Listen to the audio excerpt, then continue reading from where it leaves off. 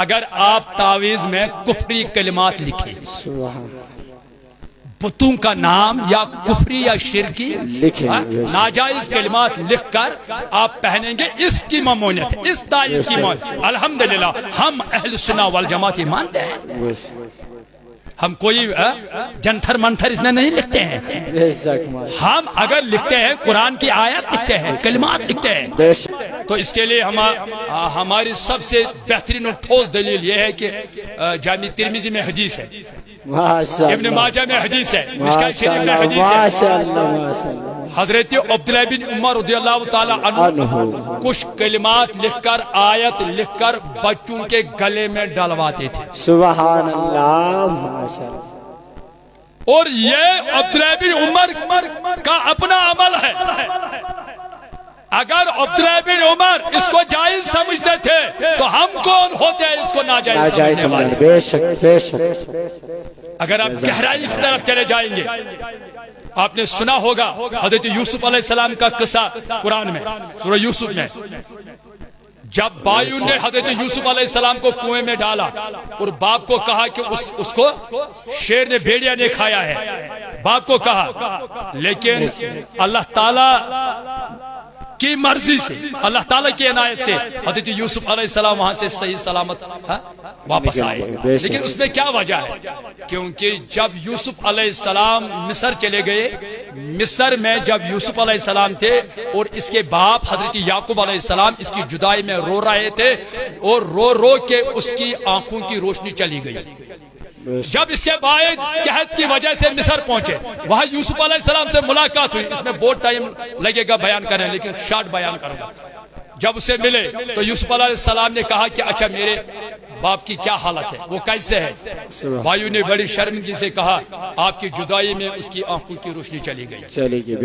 तो कुरान कहता है, सूरह यूसुफ खोल कर देखो, हज़रत यूसुफ अलैहिस्सलाम ने अपनी कमीज को निकाला, इज़हाबू बिकमीज़ी, सुभान अल्लाह, माशाअल्लाह, ये कमीज ले जाओ, इसको मेरे बाप के चेहरे और आंखों पर डालो, उसको रोशनी आएगी। खुदा की कसम, खुदा की कसम, सूरह यूसुफ आयत नंबर 96 में देखो, जब उसके भाई वो कुर्ता लेकर याकूब अलैहिस्सलाम के पास पहुंचे और उसके चेहरे पर, आंखों पर वो कमीज डाली तो फरतदा बसीरा, कुरान कहता है उसकी आंखों की रोशनी आ गई। नारे तकबीर, नारे रिसालत। अब मुझे इसमें असली पॉइंट निकालना है।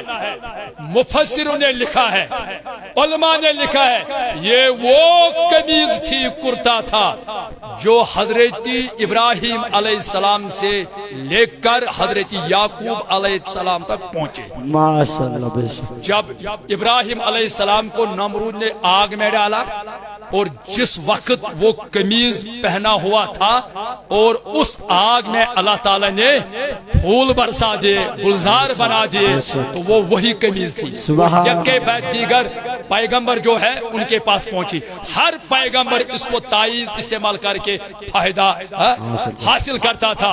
और यूसुफ अलैहिस्सलाम वायु में सबसे ज्यादा खूबसूरत थे, सबसे ज्यादा हसीन थे, तो याकूब अलैहिस्सलाम ने उसको वही कमीज ताईज के बदले, एक रिवायत है बाजू में बांध दिया, एक रिवायत है कंबर में बांध दिया, ताकि नजर बद और आफात और बलियात से बच जाए।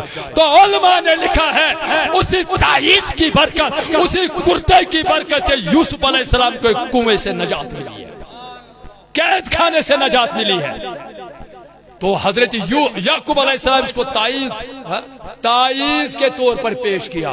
तो जब हम भी किसी की तुबरुक या किसी का ये जो है ना कलिमात, कोई पीर साहब कलिमात लिखते हैं, कुरान की आयत लिखते हैं, अच्छा मुझे बताओ, एक वाक़ा सुना के चले जाओगे। कुछ लोग कहते हैं हम नहीं मानते, हम फूंक नहीं मानते हैं, कहते हैं कि नहीं। एक पीर साहब था, उसको इतवार घर पर लगते थे, इतवार के दिन लोग दूर दराज से आते थे हाजत रवाई के लिए। पीर साहब उसको ताईज वगैरह, फूंक वगैरह देते थे, उसको आयत पढ़ के, कलिमात पढ़ के फूंक देते थे।